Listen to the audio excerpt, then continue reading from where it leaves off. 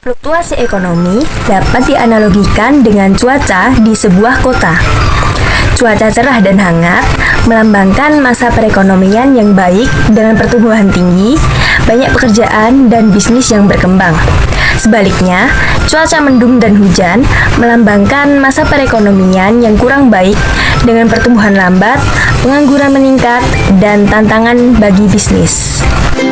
Seperti cuaca yang berubah-ubah dan sulit diprediksi, perekonomian juga mengalami naik turun yang dipengaruhi oleh berbagai faktor. Individu dan bisnis harus menyesuaikan diri dengan perubahan kondisi ekonomi untuk tetap bertahan dan berkembang. Nah, jadi fluktuasi ekonomi atau siklus bisnis adalah naik turunnya aktivitas ekonomi yang terjadi dalam jangka waktu tertentu. Hal ini mencakup periode ekspansi atau pertumbuhan ekonomi yang kuat dan resesi atau penurunan ekonomi. Yang selanjutnya yaitu faktor yang mempengaruhi permintaan agregat seperti yang pertama, kebijakan fiskal, pengeluaran pemerintah, dan pajak.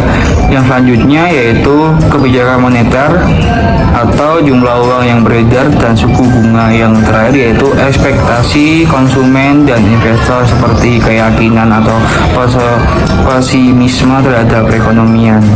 Jadi fluktuasi ekonomi, yang pertama fluktuasi ekonomi ditandai oleh perubahan dalam berbagai indikator ekonomi seperti produk domestik bruto atau yang disingkat PDB, tingkat pengangguran, dan inflasi yaitu resesi penurunan tingkat PDB. Nah, peningkatan pengangguran dan seringkali penurunan tingkat harga atau deflasi. Yang selanjutnya yaitu ekspansi ditandai dengan peningkatan PDB, penurunan pengangguran, dan seringkali peningkatan tingkat harga atau inflasi. Jadi, para ekonom menggunakan model kurva HD dan AS untuk menganalisis fluktuasi ekonomi. Jumlah barang dan jasa yang ingin dibeli oleh rumah tangga, perusahaan, pemerintah, dan pelanggan asing pada setiap tingkat harga. Penawaran agregat dalam jangka panjang dan jangka pendek. Berikut merupakan kurva penawaran agregat dalam jangka panjang. Dalam penawaran agregat jangka panjang atau sering juga disebut dengan LRAS, vertikal pada tingkat output alami, output tidak tergantung pada tingkat harga, ditentukan oleh faktor produksi seperti tenaga kerja, modal, dan teknologi. Berikut untuk kurva penawaran agregat jangka pendek.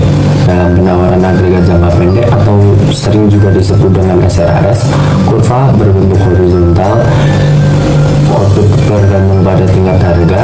Karena harga dan upah bersifat kaku, perubahan harga dapat mempengaruhi produksi dan pengangguran dalam jangka pendek. Pada kurva ini menjelaskan bagaimana penurunan permintaan agregat memengaruhi keseimbangan ekonomi dalam jangka panjang dan jangka pendek.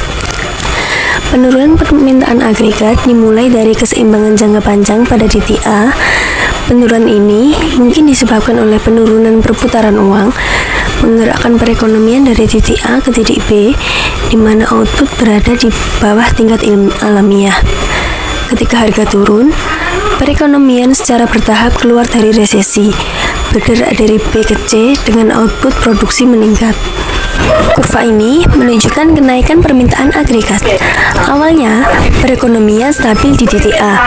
Tiba-tiba permintaan barang dan jasa meningkat, mendorong perekonomian ke titik B dengan output produksi yang lebih tinggi dari biasanya. Namun, kenaikan ini tidak bertahan lama karena harga mulai naik, mengurangi permintaan. Akhirnya, perekonomian kembali ke tingkat stabil di titik C, yang sesuai dengan tingkat alamiah. Jadi, inilah perjalanan perekonomian dari keseimbangan ke kenaikan dan kembali lagi. Guncangan penawaran yang memperburuk. Ketika ada guncangan yang memengaruhi penawaran barang dan jasa, biasanya produksi pada harga barang bisa naik. Jika permintaan barang tetap sama, ekonomi bisa mengalami stagflasi, yaitu kombinasi dari harga yang naik dan produksi yang turun. Namun, seiring waktu, ketika harga kembali turun, ekonomi bisa kembali ke titik awal atau tingkat produksi alami yang disebut sebagai titik A.